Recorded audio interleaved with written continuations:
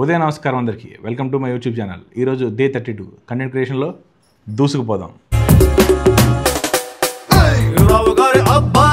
19వ శతాబ్దం చివరిలో ఒక చిన్న నిప్పు రాజేసుకుంది. రవి అస్తమించిన సామ్రాజ్యాన్ని గడగడలాడించింది. ఆ చిన్న నిప్పు కార్చిచ్చయింది. పెత్తందారి వ్యవస్థను మొత్తాన్ని ప్రశ్నించింది. మనం ఇంతకీ ఎవరి కోసం మాట్లాడుకుంటున్నాం అంటే బిర్సా ముండా గురించి. ఆయన ఒక ట్రైబల్ లీడర్. సో ఈరోజు విషయం ఏంటంటే, మోడీజీ ఒక విగ్రహాన్ని దండం పెడుతూ పూలమాల వేసిన పోస్ట్ ఒకటి కనిపించింది. ఏంట్రా అది, ఎవరు అతను, కొంచెం ఇంట్రెస్టింగ్ అనిపించి సెర్చ్ చేసేసరికి ఆయన ఒక ట్రైబల్ లీడర్ అని తెలిసింది. ఆయన ఒక వెరీ బిగ్ ఫ్రీడమ్ ఫైటర్ అని తెలిసింది అనమాట. ఇన్ని రోజులు నాకు అతని గురించి తెలియకపోవడం వల్ల నా తాలూకా ఇగ్నోరెన్స్ మీద నాకే చిరాకు వచ్చింది. So after learning about him నాకు ఏమనిపించిందంటే, మీతో కూడా ఈ ఇన్ఫర్మేషన్ షేర్ చేసుకుంటే మీకు కూడా కొంచెం యూస్ఫుల్ అవుతుందని చెప్పి అనిపించి I'm talking about him. Welcome to our new series.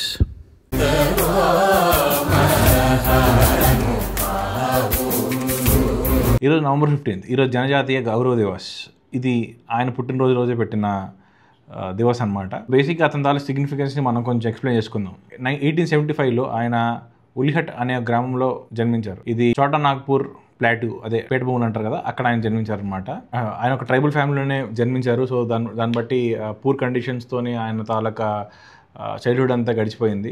ఆయన థర్స్డే పుట్టడం వల్ల అక్కడున్న లోకల్ సాంప్రదాయాల ప్రకారం ఆయనకి బిర్సా అని పేరు పెట్టారు. ముండా అనే ట్రైబ్కి చెందిన అతను కాబట్టి ఆయన్ని బిర్సా ముండా అని పిలుస్తారు. ఈ నాగ్పూర్ ప్లాటూలో రకరకాల తెగలు ఉన్నాయన్నమాట. లైక్ ఓరాన్ తెగ, సంథల్ తెగ అండ్ ముండా తెగ, ఇట్లాంటి రకరకాల తెగలు ఉన్నాయన్నమాట. ఈ రకరకాల తెగలకి రకరకాల ఉద్యమాలు ఎప్పుడు జరుగుతూనే ఉంటాయి ఆ ప్లేస్ లో, బికాస్ ఆఫ్ ల్యాండ్ లార్డ్స్ అనమాట. బ్రిటిష్ వాళ్ళు రానంత వరకు కుంతికట్టి అనే ఒక రకమైన అగ్రిమెంట్ ఉండదు. దానివల్ల ఏంటంటే అందరూ జాయింట్ ల్యాండ్ ఓనర్స్ గా ఉండేవాళ్ళు. ఎప్పుడైతే బ్రిటిష్ వారు వచ్చారో దాని తర్వాత జమీందారీ సిస్టమ్ అనేది అక్కడ ఎన్ఫోర్స్ అయింది. జమీందారీ సిస్టమ్ అంటే తెలుసు కదా, పెత్తందారీ వ్యవస్థ. దానివల్ల ఏంటంటే కొంతమంది లోకల్ జమీందారీస్ ఎవరైతే ఉన్నారో వాళ్ళు వీళ్ళని పని వాళ్ళగా ట్రీట్ చేసి వాళ్ళకి ల్యాండ్స్ ఇవ్వకుండా ఓన్లీ కల్టివేషన్ కి వాడుకొని చాలా మీగర్ సమ్ ఆఫ్ మనీ, అంటే చాలా తక్కువ వసతులు కానీ లేకపోతే తక్కువ ధాన్యాన్ని కానీ ఇచ్చి వాళ్ళు పని వాళ్ళుగా మార్చేశారనమాట. ఇలా కాకుండా లోకల్ గా మనీ లెండర్స్ ఎవరైతే ఉన్నారో వాళ్ళని డీకూస్ అంటారు. వాళ్ళు కూడా అవుట్ సైడర్స్. సో బేసిక్ గా ఏంటంటే, ఎవరైతే ఒరిజినల్ గా పండిస్తున్నారో వాళ్ళకి పంట లేకుండా పోవడం, వాళ్ళు శిస్తు కట్టడం, లాట్ ఆఫ్ ఎక్స్‌ప్లాయిటేషన్ జరగడం వల్ల ఆ ప్రాంతంలో వరుసగా ఎప్పుడు పడితే అప్పుడు రివోల్ట్స్ జరుగుతూ ఉండేవి. ఈ రివోల్ట్స్ 1831 నుంచి స్టార్ట్ అయ్యాయి అనమాట. 1831లో కోల్ రిబెలియన్ జరిగింది. గంగా నారియన్ హంగామా అని 1832లో స్టార్ట్ అయింది. తర్వాత ది సంతనల్ హల్ అని 1855లో స్టార్ట్ అయింది. అండ్ సర్దార్ లరాయి, సర్దార్ వార్స్ అంటారు, ఇవి 1858లో జరిగాయి అనమాట. ఇలా ఆ ప్రాంతం అంతా ఎప్పుడు ఇలాంటి రివోల్ట్స్, రిబెలియన్స్ జరుగుతూ ఉంటాయి. మన బిర్సా ముండా జీవితంలో ఏం జరిగింది అంటే, ఆయన ఒక టైంలో వాళ్ళ నాన్నగారు కూడా క్రిస్టియన్ మిషనరీస్ కింద పడి ఆయన రిలీజియన్ చేంజ్ చేసుకున్నారు అనమాట. ఆయన జర్మన్ మిషనరీస్ కింద పనిచేసేవాళ్ళు. కొన్ని రోజులు బిర్సా కూడా తన రిలీజియన్ చేంజ్ చేసుకోవాల్సి వచ్చింది. ఆయన క్రిస్టియన్ కింద మారారు. తర్వాత కొన్ని రోజులు ఆయన సెకండరీ ఎడ్యుకేషన్ కోసం చాల్కాడ్ కి వెళ్ళి అక్కడ చదువుకునే వాళ్ళు. ఆయనలో ఒక సంఘర్షణ జరిగింది. అప్పుడే ఆయనలో ఉన్న ఈ విప్లవాత్మక కోణం ఏదైతే ఉందో అది బయటకు వచ్చింది. Anti governance and anti missionary తాలూకా ఐడియాస్ ఆయన డెవలప్ అయ్యాయి. ఈ బీజం నాటుకుందనమాట. అప్పటి వరకు ఆయన్ని ఎవరైతే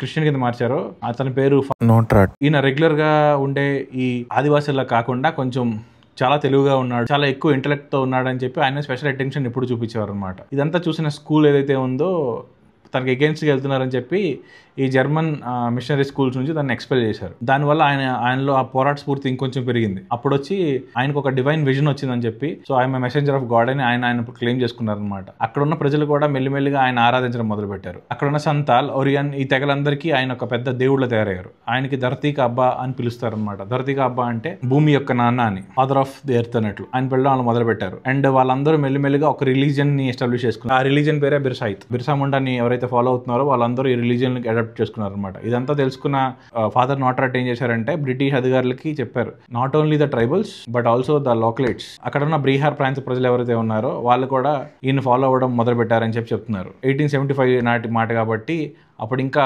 బెంగాల్ ప్రెసిడెన్సీలోనే ఉండేది ఇదంతా. సో జార్ఖండ్ అప్పటికి ఇంకా డివైడ్ అవ్వలేదు. అక్కడ ప్రజలు వారిని మెల్లిమెల్లిగా భగవాన్ అని ప్రార్థించడం మొదలు పెట్టారు. బిర్సా ఏంటంటే వాళ్ళందరికీ మద్యం తాగకుండా నిషేధించడం, తర్వాత మాంసాహారం లాంటిది వదిలేయటం, అనవసరమైన యానిమల్ సాక్రిఫికేషన్ వదిలేయటం, మూఢనమ్మకాల నుంచి దూరంగా పెట్టడం, అండ్ ఒక మోనోథియిస్టిక్ గాడ్ని వర్షిప్ చేయడం లాంటి వివిధ రకాలమైన మెథడ్స్ని ఇంట్రడ్యూస్ చేశారు. ఇదే కాకుండా అంతకుముందు క్రిస్టియన్గా ఉండే అతను పూర్తిగా ఇప్పుడు గర్వాప్సి అయిపోయి హిందూగా మారిపోయారు అనమాట. జనేవు కూడా వేసుకునేవాళ్ళు, అదే మన భాషలో చెప్పాలంటే జంజం కూడా వేసుకునేవారు. అతను సర్దార్ ఉద్యమంలో కూడా విపరీతంగా ప్రోయాక్టివ్గా పార్టిసిపేట్ చేశారు. అప్పటికి ఆయన ఏజ్ వచ్చేసి 20 మాత్రమే. అప్పుడు ఆయన ఒక పిలుపునిచ్చారనమాట. ఉలగలన్ అంటే the great tumult or great agitation అంటారు. సో బేసిక్గా ఏంటంటే ఈ బిర్సాయిత్ రిలీజియస్ పీపుల్ ఎవరైతే ఉన్నారో వాళ్ళు ఈ సోషియో ఎకనామిక్ రిలీజియస్ వార్గా స్టార్ట్ అయిన దీన్ని ఒక పూర్తి ఇండియన్ రెవల్యూషన్ మూమెంట్లా అయిపోయిందనమాట. సో ఎక్కడైతే ఈ క్రిస్టియన్ మిషనరీస్ ఉన్నాయో వాటి మీద తిరగబడడం, ఎక్కడైతే ఈ గవర్నెన్స్ అయితే ఉందో వాటి మీద తిరగబడడం, ల్యాండ్ లార్డ్స్ మీద తిరగబడడం, పోలీస్ స్టేషన్ మీద తిరగబడడం లాంటివి వాళ్ళు స్టార్ట్ చేశారనమాట. ఈ మత ఉద్యమం ఏదైతే ఉందో అది మెల్లిమెల్లిగా మహోన్నత కల్లోలం అని అంటారు దీన్ని, అది సైనిక తిరుగుబాటుగా మారిందనమాట.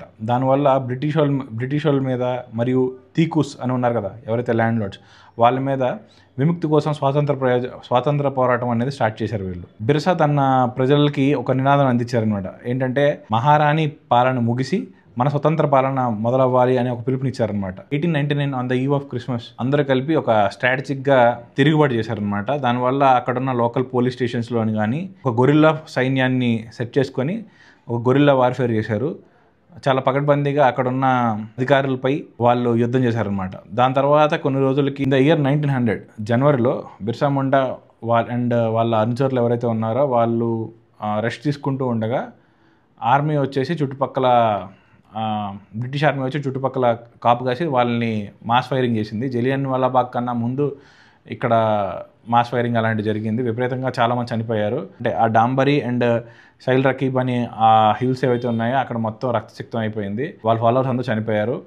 బట్ ఈయన బతికే ఉన్నారు. అప్పుడు ఆయన తాలూకు ఏజ్ వచ్చేసి 24 అనమాట. ఆయన దొరికిపోయారు. ఆయన తీసుకెళ్లి జైల్లో వేశారు. జైల్లో వేసిన కొన్నాళ్ళకి ఆయన చనిపోయారు అనమాట. మనందరికీ తెలుసు టార్చర్ పెట్టి చంపేసి ఉంటారు మోస్ట్ ప్రాబబ్లీ. కానీ వాళ్ళు ఏం చెప్తున్నారంటే కొలరా వచ్చింది, దానివల్ల ఆయన ఎక్కువ రోజులు ఉండలేకపోయారు, చనిపోయారని చెప్తారు. వాళ్ళు అనుకున్న ఉల్గలన్ ఏదైతే ఉందో అది ఎండ్ అయిపోయినా సరే ఈ టెనెన్సీ యాక్ట్ అనేది ఒకటి వచ్చింది. దానివల్ల ఏంటంటే చోటా నాగ్పూర్ ప్లాటూలో ఉన్న ప్రజలకి కొంత విముక్తి జరిగిందనమాట. చోటా నాగ్పూర్ టెనెన్సీ యాక్ట్ ఇది 1908లో వచ్చింది.